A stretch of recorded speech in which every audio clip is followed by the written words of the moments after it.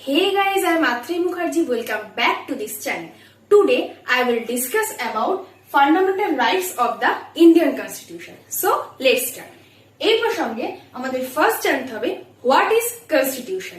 Constitution is a document having special legal sanctity which sets out the framework and principal functions of the organs of the government of the state. So Indian Constitution brought into force on 26 January 1950 and it declares to the world birth of new republic. So Indian Constitution came into force 26 January 1950 তে। তো এই 26 জানুয়ারি 1950 কে বলা হচ্ছে red letter day. এরপর আমরা চলে আসবো fundamental rights এর ডেফিনেশন পার্টে। What is fundamental rights? Fundamental rights, a bundle of rights or a group of rights which have been recognized by the Supreme Court as requiring high degree of protection from government encroachment. এই প্রসঙ্গে বলে রাখি encroachment কথার অর্থ হলো আক্রমণ। তো fundamental রাইটসটা Indian কনস্টিটিউশনে খুব ভালোভাবে এক্সপ্লেইন করা রয়েছে। এরপর চলে আসছি characteristics of fundamental rights.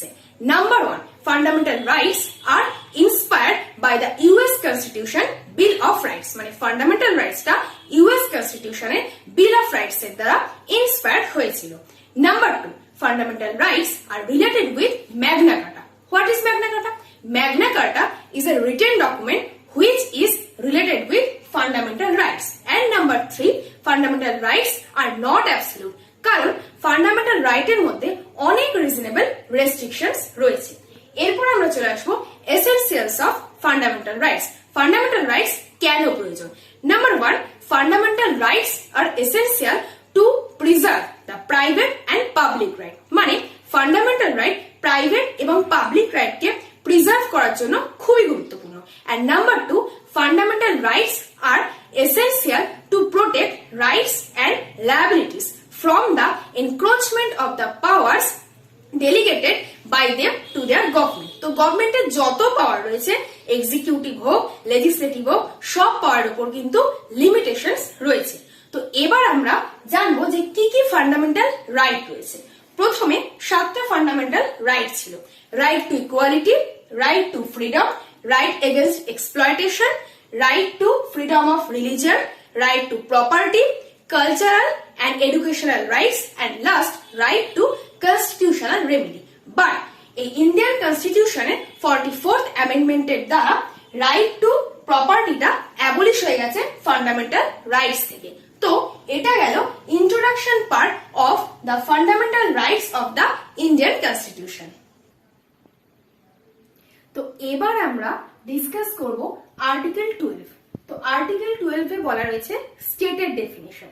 Article 12 includes number 1, government and parliament of India, executive and legislature of the union.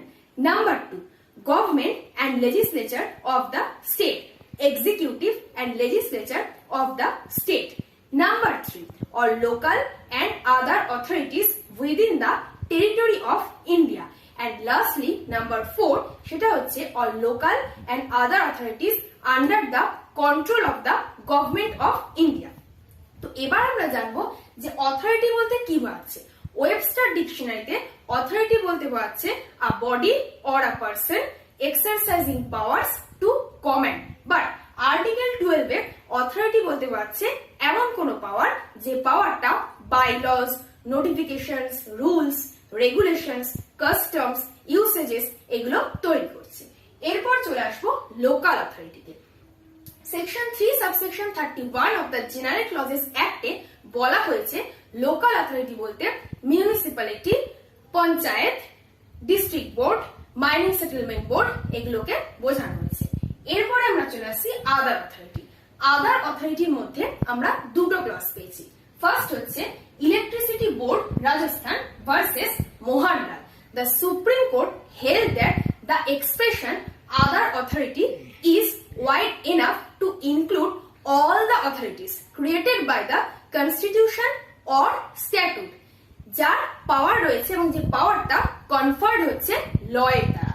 তার মানে ইলেকট্রিসিটি বোর্ড রাজস্থান ভার্সেস মোহনলালে এটাই বলা রয়েছে কোনো অথরিটি কোনো গভর্নমেন্টাল পাওয়ার বা গভর্নমেন্টাল ফাংশন মানুক বা না মানুক সেটা যদি কনস্টিটিউশন বা স্ট্যাটিউটের দ্বারা ক্রিয়েটেড হয়ে থাকে তাহলে সেটা আদার অথরিটির মধ্যে পড়ছে।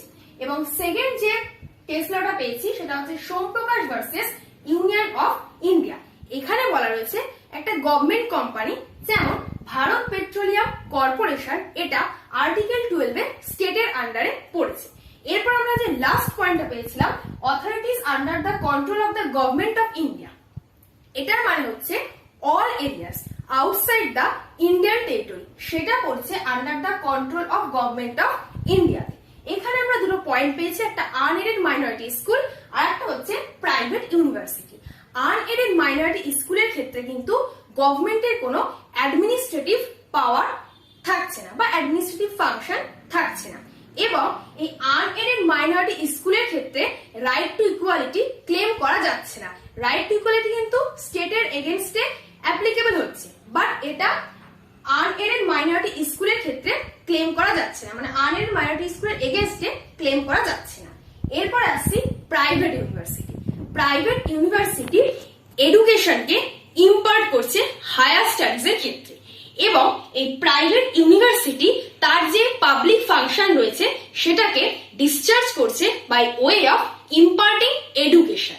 তো প্রাইভেট ইউনিভার্সিটি ডিমড ইউনিভার্সিটি হচ্ছে under section 3 of UGC act, এবং এই প্রাইভেট ইউনিভার্সিটি যেহেতু ডিমড ইউনিভার্সিটি হচ্ছে ইউজিসি অ্যাক্টের আন্ডারে সেন্ট্রাল গভর্নমেন্টের দ্বারা, তাই ইউজিসি অ্যাক্টের যত প্রভিশনস রয়েছে সমস্ত কিন্তু কিছু ডিমড ইউনিভার্সিটির ক্ষেত্রে অ্যাপ্লিকেবল হচ্ছে, এবং ডিমড ইউনিভার্সিটির যত অ্যাক্টিভিটি রয়েছে বা যত ফাংশনস রয়েছে সমস্ত কিছু গভর্ন হচ্ছে ইউজিসি অ্যাক্টের দ্বারা। সো এটা গেল article 12 of the fundamental rights of the Indian constitution. এরপর আমরা যেটা পড়বো সেটা হচ্ছে আর্টিকেল 13।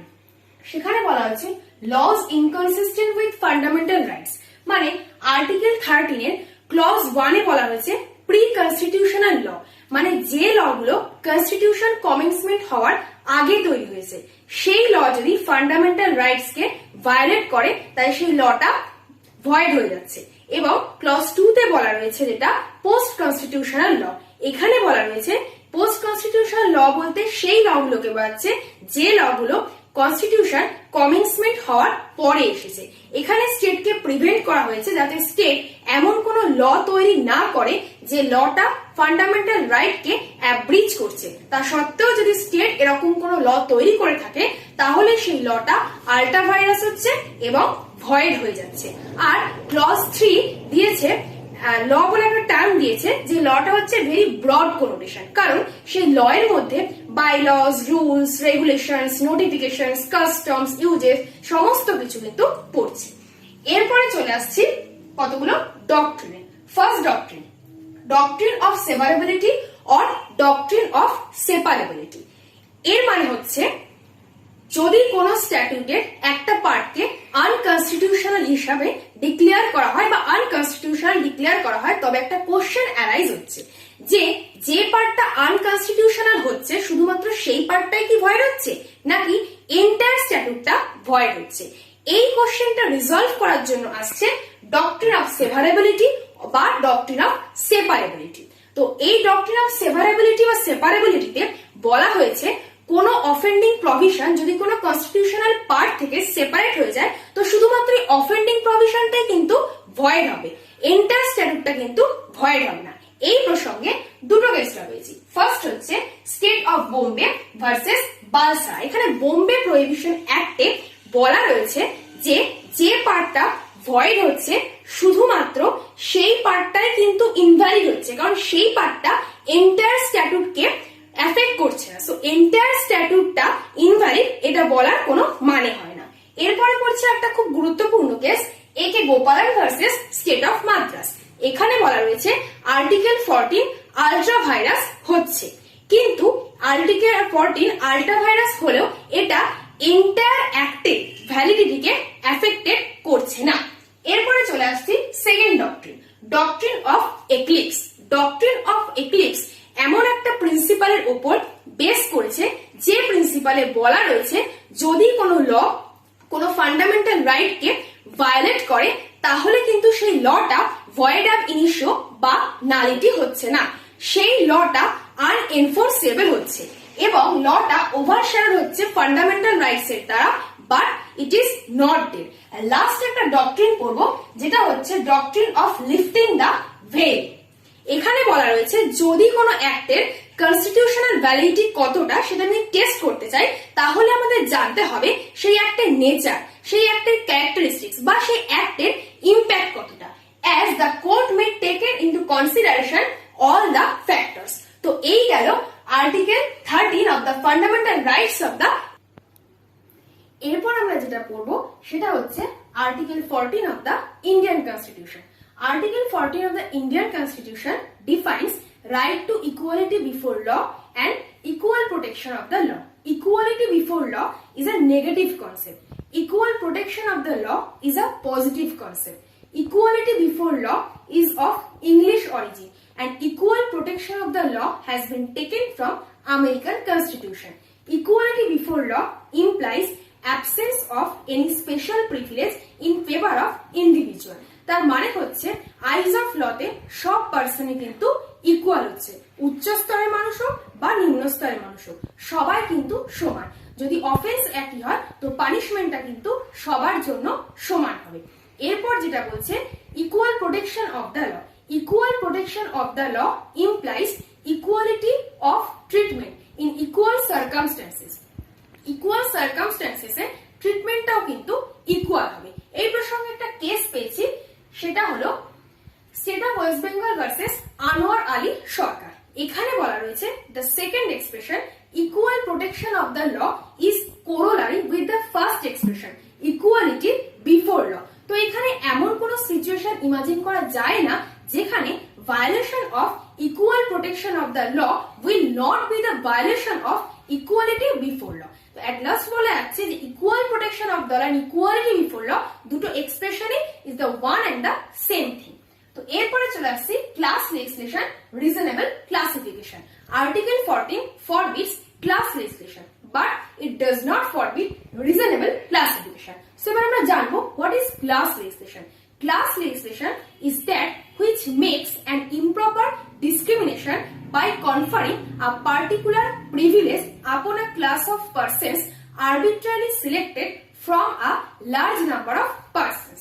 মানে ক্লাস লেজিসলেশনের এসেনশিয়ালস হচ্ছে ক্লাস লেজিসলেশনটা অ্যাপ্লিকেবল হচ্ছে ক্লাস অফ পারসনস এর ক্ষেত্রে, সেই পারসনস আর্টিফিশিয়াল পারসন হোক বা ন্যাচারাল পারসন হোক। আর সেকেন্ড হচ্ছে ক্লাস লেজিসলেশন অ্যাপ্লিকেবল হচ্ছে কোন টেরিটরি বা কোন স্টেটের ডিস্ট্রিক্টের ক্ষেত্রে।